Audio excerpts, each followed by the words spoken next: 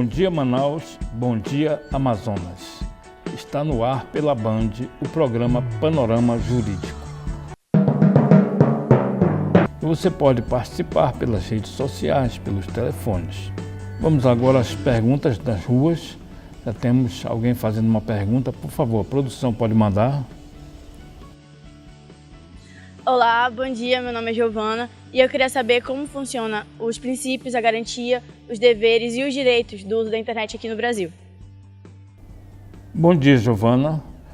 No ano de 2014, foi aprovada a Lei 12.965 do Marco Civil da Internet, que estabelece princípios, garantias, direitos e deveres para o uso da internet no Brasil.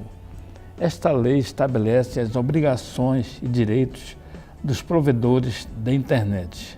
O único ponto do Marco Civil da Internet que admite controle sobre as informações sem ordem judicial é o que trata da pornografia. Um ano antes da vigência dessa lei, uma jovem da cidade de Goiânia foi surpreendida com a publicação em uma rede social de um vídeo em que ela aparecia falando sobre sexo com o namorado. O material se tornou conhecido em todo o país. Ela parou de estudar e de trabalhar. O caso foi parar na polícia. Creio que todos lembram dessa situação. Com a aprovação do Marco Civil, a vítima, a partir desta lei, tem mais segurança. Ela poderá pedir ao provedor da internet que retire o material publicado sem necessidade de recorrer à justiça. A empresa que não fizer isso vai ser responsabilizada por violação da intimidade. O Marco Civil defende a liberdade de expressão, fora os casos em pornografia. Os provedores da internet não serão responsabilizados por conteúdo publicado por terceiros e só vão responder por danos se não atenderem a uma ordem da Justiça para retirar o material da rede. O Marco Civil da Internet, regulamentado pela lei em comento, considera a internet uma ferramenta fundamental para a liberdade de expressão e diz que ela deve ajudar o brasileiro a se comunicar e se manifestar como bem entender, nos termos da Constituição Federal de 1988. O texto da lei aponta que o acesso à internet é essencial ao exercício da cidadania. O internauta tem garantia de que sua vida privada não será violada. A quantidade da conexão estará em linha com o contratado e que seus dados só serão repassados a terceiros se ele aceitar ou em casos judiciais. Temos mais uma pergunta das ruas. Por favor, pode mandar. Bom dia, eu me chamo Maria Alcicleni. Eu gostaria de saber se uma empresa pode cobrar uma dívida expondo o devedor ao ridículo? Bom dia, dona Maria. O comércio em geral trabalha com um marketing avançado, agressivo, e o consumidor muitas vezes acaba passando do limite das suas compras, compulsivamente. Às vezes ele compra além do que devia. Por isso é muito importante ficar atento para as questões ligadas ao Código de Defesa do Consumidor. Mas quando as dívidas vencem, o comércio e as financeiras não querem saber, querem receber a todo custo. Você que compra a crédito, observe o comportamento dos cobradores em caso de atraso no pagamento da dívida. Na prática, muitas vezes as lojas fazem propaganda enganosa, usando de velhas técnicas para atrair os clientes. Por exemplo, na prática, você vê uma placa do produto à venda. Aparece o valor da prestação em letras grandes e o valor do produto em letras pequenas. Quando o consumidor observa o cartaz de longe, ele se aproxima porque imagina que o preço do produto é o da parcela. Então, na maioria das vezes, o cliente é induzido pela propaganda enganosa. Aí acaba adquirindo um produto que não estava em seu orçamento. Mas se você atrasar a prestação, a empresa ou o banco mandam logo os cobradores agirem. Muitas vezes o cobrador já telefona ameaçando colocar o seu nome no SPC, Serasa, utiliza de um tom de voz diferente e chama você com expressões que realmente são pejorativas. Então, o CDC, que é o Código de Defesa do Consumidor, ele é claro ao afirmar que na cobrança de débitos, o consumidor inadimplente, o devedor, não será exposto ao ridículo, nem será submetido a qualquer tipo de constrangimento ou ameaça. O CDC proíbe práticas de cobrança de dívidas com ameaças, coação, constrangimento físico ou moral, afirmações falsas, incorretas ou enganosas ou de qualquer outro procedimento que exponha o consumidor injustificadamente a ridículo ou interfira no seu ambiente de trabalho. Então, essas são algumas dicas que você precisa saber que, na verdade, a pessoa não pode ser exposta a ridículo porque está devendo. Você tem todo o direito de se manifestar, prestar uma ocorrência contra um cobrador dessa forma, porque quando você vai comprar numa loja, você é tratado como um príncipe ou uma princesa. De repente, quando você atrasa, você já é um marginal, não pode ser assim. Então, essa é uma dica para você ficar atento para essas questões. Vamos agora a um pequeno intervalo e logo mais retornaremos com uma entrevista com o juiz de direito, titular da Vara de Meio Ambiente, Dr.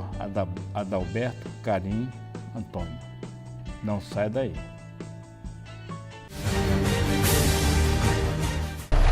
Quem me vê correndo assim, nem imagina que eu já tive tuberculose.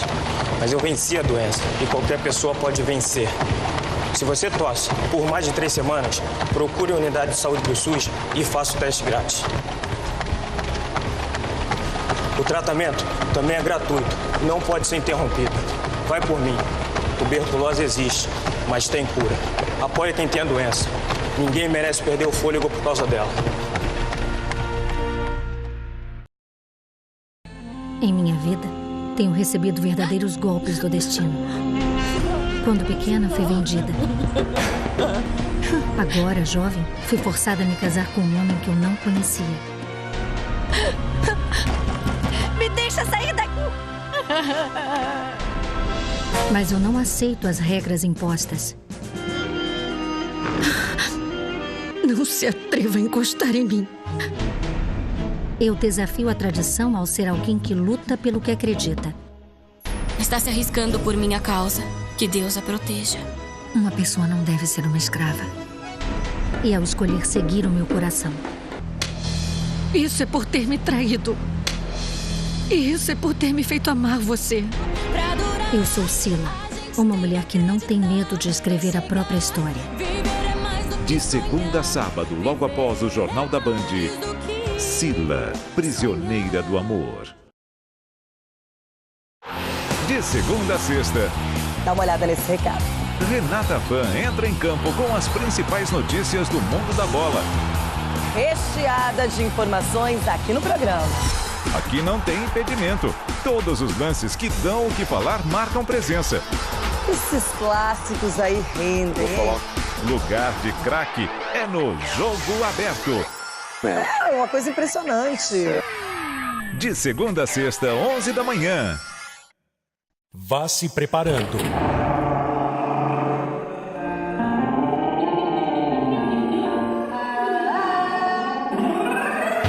chegou sua vez de ser famoso, ser uma estrela da música. Inscreva-se individualmente ou em grupo no band.com.br/X Factor e prove seu talento musical. X Factor Brasil.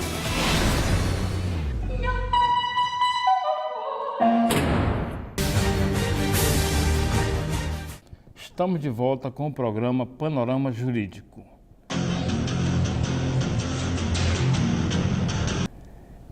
E o entrevistado de hoje é o juiz de direito, Dr. Adalberto Carim Antônio, titular da Vara Especializada de Meio Ambiente e de Questões Agrárias, onde presta relevantes serviços à sociedade como juiz na área ambiental.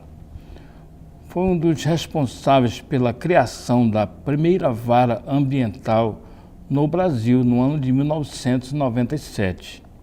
Ele é doutor e mestre em Direito do Meio Ambiente e do Urbanismo pela Universidade de Limoges, na França. Ele é especialista em metodologia de avaliação de impactos ambientais pela Universidade do Tennessee, nos Estados Unidos. Especialista em Direito Ambiental pela Universidade Federal do Amazonas e professor universitário. Teve participação em diversos congressos, palestras, simpósios e cursos no Brasil e no exterior, como Espanha e França. O currículo do nosso entrevistado de hoje é extenso e não tem como relatarmos todos os itens. Então, eu apresento com muito orgulho para vocês, Dr. Adalberto Carim. Muito obrigado pela sua presença. Obrigado pelo convite, doutor Eliezer. E eu tenho certeza que quem está em casa está muito feliz pelo fato de o senhor estar aqui, que o senhor vai trazer esclarecimentos fantásticos para todos. Grande honra. Dr. Adalberto, inicialmente, nós gostaríamos de saber que a Vara do Meio Ambiente, da qual o senhor é titular, ela completa no próximo ano 20 anos, né? Em 2017 já tem 20 anos. Então, o senhor poderia fazer um balanço quando começou, como eram as questões ambientais e como está hoje? Com muito prazer. A Vara Ambiental Amazonense, a primeira vez que se atentou para a necessidade de estruturar uma vara especializada, doutor Eliezer, foi na verdade em 94, mas por absoluta falta de estrutura, nós só conseguimos implementar a vara especializada no ano de 97. Mostrou-se, como o senhor bem mencionou, uma experiência pioneira, ainda, por mais surpreendente que pareça, decorrido tantos anos, uma vara especializada no meio ambiente ainda é uma novidade. Poucos são os estados que contam com órgãos jurisdicionais ambientais no país. Mas a nossa vara mostrou-se como uma experiência pioneira, como o senhor bem colocou, e naquela ocasião parecia até uma situação surreal. Nós tínhamos aqui o fenômeno El Niño, Manaus estava às escuras, nós tínhamos aí focos de incêndio por todo lado, e nessa ocasião o Tribunal de Justiça, na então gestão do presidente Manuel Neusimar Pinheiro, resolve fazer cumprir o artigo 225 da Constituição Federal, que diz que é incumbência do poder público e dessa tarefa não pode se afastar o Poder Judiciário de proteger o meio ambiente para as presentes e futuras gerações, promovendo inclusive a conscientização ambiental dos jurisdicionados. E isso foi feito, obviamente com muita dificuldade, mas no decorrer dos anos a vara ela mostrou-se não como a panaceia dos problemas ambientais, porque nem 100 varas poderiam fazer isso, mas ela mostrou-se um importante aliado, uma importante engrenagem na proteção ambiental. Eu poderia, de maneira muito clara, lhe dizer que vários desdobramentos desse trabalho feito na especializada surgiram no decorrer do tempo. Nós temos aí a Delegacia do Meio Ambiente, o próprio Batalhão da Polícia Ambiental acabou surgindo desse esforço da vara especializada. Nós temos os espaços da cidadania ambiental, que hoje realizam as oficinas de infratores ambientais, as OCAs do conhecimento ambiental. Nós temos aí diversas experiências no decorrer desses anos com o INPA, né, com a vara trabalhando diretamente com os guias mirins do Bosque da Ciência, trabalhando num contexto de ressocialização, de reinserção dos infratores ambientais. Então eu lhe diria que, a despeito de, como eu disse, não ser a solução para todos os problemas, porque é um problema cada vez mais crescente no mundo inteiro, normalmente na nossa região, mostra-se a vara nesses 20 anos como uma importante engrenagem, um importante mecanismo para a proteção ambiental. Muito legal, evoluiu muito, né? Cresceu muito em todos os aspectos. Bastante. Muito bom. Quem ganha com isso é a sociedade, não é verdade? Sem dúvida. Doutor, excelência, com essa sua experiência em nossa região, o senhor entende que o cidadão amazonense pode ser considerado ecologicamente consciente em relação a essa questão ambiental? Doutor Eliezer, olha, naquela ocasião era muito complicado, não é? Naquela ocasião nós tínhamos, inclusive, por parte dos próprios colegas do judiciário, por parte de membros da sociedade jurídica, uma visão muito apática, uma visão muito míope mesmo em relação à questão. Nós vivemos aqui no centro da floresta amazônica, né, maior floresta do mundo, maior rio do mundo, né, quantidade de animais imensa, por que se preocupar com isso? Quando, na verdade, nós já sofríamos naquela ocasião os efeitos das mudanças climáticas, como agora estamos sofrendo intensamente. Hoje, eu posso dizer que o cidadão amazonense melhorou 50% da percepção que ele tem em relação às questões ambientais. Hoje nós temos escolas que primam, que priorizam essa temática ambiental e, com muita felicidade, a gente consegue ver os filhos, não é, dando lições de moral para os pais. Olha, esse resíduo sólido, esse papel não deve ser jogado na rua, papai. Não é? É verdade, já tem uma outra consciência. Uma outra consciência. Então, eu te diria, sem dúvidas, que o cidadão amazonense está progredindo no sentido de ser ecologicamente ativo e correto. Que legal. Doutor Adalberto Carim, o senhor entende que o legislador brasileiro, ao criar essa legislação que está em vigência sobre as questões ambientais, o senhor acha que ele foi bem abrangente ou ainda tem muito a desejar? Deve haver uma reformulação na legislação ambiental para que tenha uma melhor aplicabilidade na prática, um efeito mais eficaz? Doutor Eliezer, olha, nós temos talvez o melhor arcabouço no que tange a legislação ambiental no mundo. O Brasil tem uma Constituição Federal que dedica todo um capítulo à questão ambiental. O Brasil tem uma lei de crimes ambientais que não é perfeita, como todo o extrato da mente humana, não consegue ser realmente perfeita. No entanto, eu lhe diria que precisa, talvez, o legislador brasileiro atentar com mais cuidado aos pormenores, às minudências de cada bioma, de cada ecossistema do país. Não é o que se aplica efetivamente no Pantanal, não vai se aplicar na Amazônia em determinadas ocasiões. A natureza ela tem particularidades, ela tem certas minudências que devem ser observadas. Temos uma lei de crimes ambientais que, com todos os problemas que apresenta, ela mostra-se interessante do ponto de vista da sua aplicabilidade, a despeito da crítica que é muito feita em relação às penas, que seriam muito brandas. Perfeito. No entanto, o infrator ambiental ele tem um perfil diferenciado, né? Pode ser uma dona de casa, pode ser um empresário que julga que está prestando um serviço à sociedade, que está gerando empregos. Então, são pessoas que têm uma possibilidade, um potencial ressocializatório muito grande. Ok, doutor Adalberto Carim. Bom, para quem está chegando agora, quem ligou o televisor nesse momento, estamos aqui com o juiz da vara ambiental, doutor Adalberto Carim. Existe uma incidência de infrações mais constantes na vara do meio ambiente ou são variados, ou não tem uma coisa que é sempre aquele tipo de crime ambiental? Doutor Eliezer, trata-se inclusive de uma vara híbrida, né? Civil e criminal. Ela é a única que tem essa característica. E ela abarca, na verdade, no plano civil, ações civis públicas, mandados de segurança coletiva, mas no plano penal, as infrações, como o senhor bem coloca, são as mais variadas possíveis. A gente tem, na verdade, aqui uma grande incidência de poluição sonora, de inquinamento acústico, né? A gente imagina que isso seja uma coisa muito distante, mas não. Manaus é uma cidade que ela foi fortemente urbanizada. Nós temos esse problema de poluição sonora, destruição de floresta de preservação permanente, crimes contra a fauna, crimes contra a flora de uma maneira geral, crimes contra a diversidade biológica, a tal biopirataria que todos chamam, Quer dizer, existe uma miríade de delitos e aí, nesse particular aspecto, me permita, tanto o julgador, quanto o advogado ambientalista, quanto o promotor de justiça, ele tem que ter uma visão que transcende os códigos legais. Tem que ter uma visão multidisciplinar, uma visão interdisciplinar da questão, que vai lhe permitir ler um laudo pericial e entender minimamente o que acontece. Perfeito. Doutor Adalberto Carim, o senhor falou em biopirataria. É muito alto o índice de biopirataria? É fácil é controlável, ou isso é uma coisa que está fora dos limites do controle da justiça?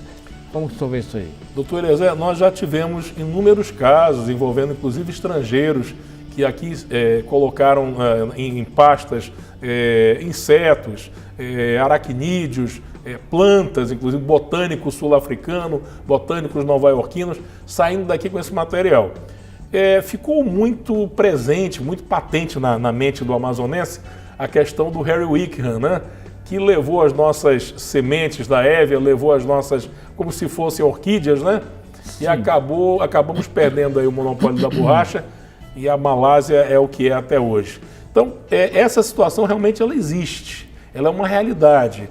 Existe uma prática, que é uma prática infelizmente criminosa, de tentar patentear esses produtos sem que 1 centavo de royalty, 1 centavo sequer, chegue às mãos daquela fonte que produziu aquele conhecimento. Então, temos situações que vão, há pouco tempo atrás, o senhor deve recordar que tentaram patentear o açaí. Sim, né? Existem situações que envolvem poluição biológica também, que é algo complicadíssimo. Hoje, nós vivenciamos uma realidade em que está se introduzindo espécimes exóticas, espécimes alienígenas na fauna brasileira, com consequências terríveis. O javali, a lebre europeia, há pouco tempo atrás o cidadão criando crocodilo do Nilo, no Mato Grosso. Quer dizer, hoje nós estamos extrapolando os limites. Esse controle, apesar de não haver um artigo específico para tratar disso, nós trabalhamos com o artigo 29 da Lei de Crimes Ambientais, a questão de você manter em cativeiro, exportar, né, espécimes da fauna silvestre. Mas é algo que mereceria um pouco mais de atenção do legislador. Eu lembro que há pouco tempo atrás o parlamento, existe uma entidade parlamentar sul-americanos, manifestaram interesse em trabalhar ou aprimorar as leis nesse sentido, que é um prejuízo muito grande. Só fica atrás do contrabando de armas e drogas. Incrível, né? Doutor Adalberto Carim, na cidade de Manaus, o senhor entende que já há uma conscientização das pessoas com relação à poluição sonora, como o senhor colocou aí? As pessoas estão mais conscientes com relação a esse tipo de problema? Doutor Eliezer, eu tenho percebido em situações que envolvem bares e outros estabelecimentos e que a vizinhança se mobiliza para conversar, para trocar ideias. Alguns empresários, e a gente vê isso com muita felicidade, estão fazendo isolamento acústico, estão procurando seguir, inclusive, o Estatuto da cidade, na verdade, ele traz instrumentos como análise, o estudo prévio de impacto de vizinhança, não é? Quer dizer, são situações em que a gente percebe que parcela do empresariado está atenta a isso, mas a população está ciosa dos seus direitos. A gente percebe que boa parte das denúncias, entre aspas, que denúncia privativa do Ministério Público, que são oferecidas ou que são efetuadas para a Secretaria Municipal de Meio Ambiente, para a própria Delegacia do Meio Ambiente, partem de cidadãos ciosos, conscientes, que querem ter seu direito à qualidade de vida ao sossego. Ótimo. Doutor Adalberto, infelizmente o nosso tempo é exíguo, mas nós temos um espaço para o senhor fazer as suas considerações finais. Aquilo que não tivemos tempo de falar, que eu não pude perguntar, mas se o senhor achar algum assunto interessante, o senhor pode ficar à vontade, que o espaço é seu. Pois não. Então, doutor Eliezer, nós estamos agora desenvolvendo, sob orientação do desembargador Aristóteles Turi, na Corregedoria Geral de Justiça, um trabalho que deve levar a Corregedoria a ser uma Corregedoria verde, sustentável. Então, nós estamos aí procurando encontrar elementos que nos propiciem a trabalhar, obviamente não fugindo da função primordial, o órgão correcional, o órgão orientador, mas revestir esse trabalho com aspectos de sustentabilidade, de economia, porque é de sabença pública que órgãos como o Poder Judiciário, eles exercem uma forte pressão, uma enorme pressão no meio ambiente. Então a ideia realmente é reduzir custos, é economizar papel, é não gastar muita energia elétrica, é trabalhar de maneira que a gente possa dar um bom exemplo à sociedade. E denotar que, nós não tivemos tempo para falar isso finalmente aqui, a Vara do Meio Ambiente, agora em parceria com o IBAMA, já desenvolve uma prática bem sucedida há muitos anos, que é a prática das oficinas de infratores ambientais. Com muita felicidade, eu lhe digo que mês passado foi defendida uma dissertação de mestrado na Universidade Federal do Amazonas. O autor foi um filósofo, o doutor Ivan, e que valeu a ele uma nota máxima, provando que os infratores ambientais, os delinquentes ambientais, que recebem essas aulas de educação ambiental, eles têm não têm recidiva, não têm reincidência. São indivíduos que se tornam mecanismos de conscientização ambiental nas suas famílias. Poxa, que legal. E estamos à disposição e entendemos que essa justiça ambiental ela só se concretizará com a ajuda de cada cidadão. Ótimo, doutor Adalberto Carim, muito obrigado pela sua presença aqui no Panorama Jurídico. Quem ganha com isso é o público de casa, quem está nos assistindo. Essa sua aula foi maravilhosa. Tenho certeza que foi bastante esclarecedora para todos. Muito obrigado. Bom, então o programa Panorama Jurídico fica por aqui. Obrigado a todos que participaram com a audiência. Até o próximo sábado e tenham todos um excelente final de semana. Obrigado.